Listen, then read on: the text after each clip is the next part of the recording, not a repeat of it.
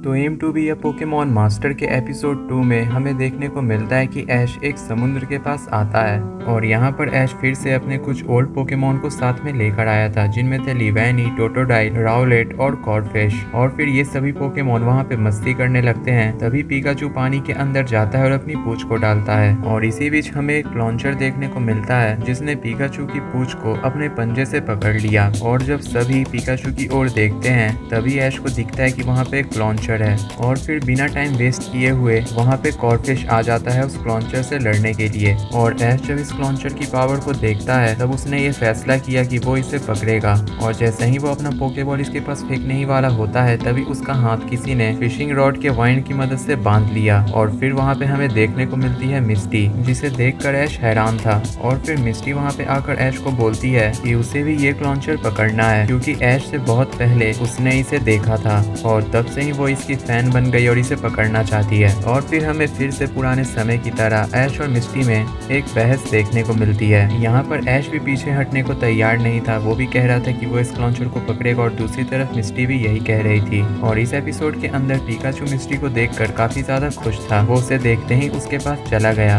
और फिर आगे हमें इसमें दिखाया जाता है कि ऐश और मिस्टी के बीच एक कंपटीशन होता है कि वो दोनों पानी के अंदर इंतजार करेंगे उस क्लॉन्चर का, और जिसकी भी फिशिंग रॉड में वो क्लॉन्चर पहले फंसा उसे पहले मौका मिलेगा लड़ने का, और अगर वो हार जाता है तो फिर दूसरा उससे बैटल करेगा। और फिर इसी के साथ उन दोनों के बीच का ये चैलेंज शुरू होता है और काफी देर इंतजार करने के बाद भी वो क्लॉन्चर किसी की भी फिशिंग रॉड में नहीं फंस रहा था और ऐश अभी से बोर होने लगा था। तभी हम देखते हैं कि वो क्लॉन्चर मिस्टी की फिशिंग रॉड में पहले फंस जाता है, लेकिन वो इतना पावरफुल था कि उसने उसके साथ मिस्टी को भी पानी के अंदर खींच लिया। और फिर इसके बाद हमें दिखाया जाता है कि दोबारा से वो क्लॉन्चर वहां आता है और इस बार वो ऐश की फिशिंग रॉड में फंसता है, लेकिन उसके साथ भी वही सेम चीज होती है और इस तरह दोनों इस पहले चैलेंज में फेल हो जाते हैं। और तभी इसके साथ एंट्री होती है टीम रॉकेट की, जिसने क्लॉन्चर को पकड़ लिया और वो लोग मिस्टी और ऐश को बता रहे थे कि वो इसे खाने वाले हैं। और इस एपिसोड के अंदर एक और चीज हमें देखने को मिली कि उस क्लॉन्चर से लड़ने के लिए सबसे ज्यादा अगर कोई पोकेमॉन उतावला था तो वो था कॉर्डफिश। और कॉर्डफिश मौका देखते ही टीम रॉकेट के पास जाता है और जिस रस्सी में क्लॉन्चर फंसा हुआ था उसे काट देता है, जिसकी मदद से क्लॉन्चर बाहर आता है और फिर कॉर्डफिश और क्लॉन्चर दोनों एक साथ मिलकर अपने अटैक से टीम रॉकेट को वहां से भगा देते हैं। और फिर इसके बाद हमें दिखाया जाता है कि ऐश और मिस्टी में दूसरा चैलेंज शुरू होता है, जहां पर इस चैलेंज में उन्हें एक बैटल करनी थी और जो भी इस बैटल को जीतेगा उसे मौका मिलेगा क्लॉन्चर को पकड़ने का।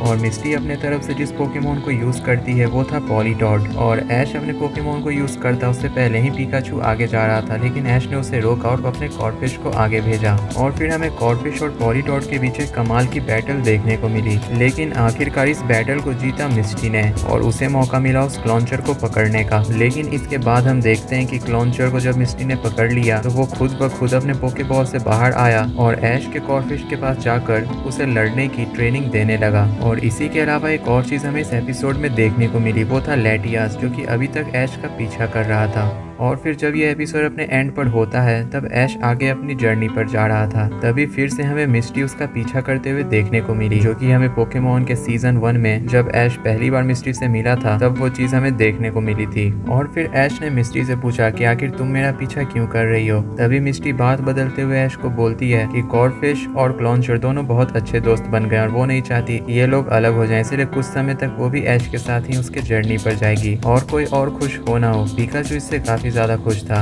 और फिर इसी के साथ दोबारा से ऐश और मिस्टी फिर से एक साथ ट्रैवल करने लगते हैं और यहीं पर एपिसोड खत्म।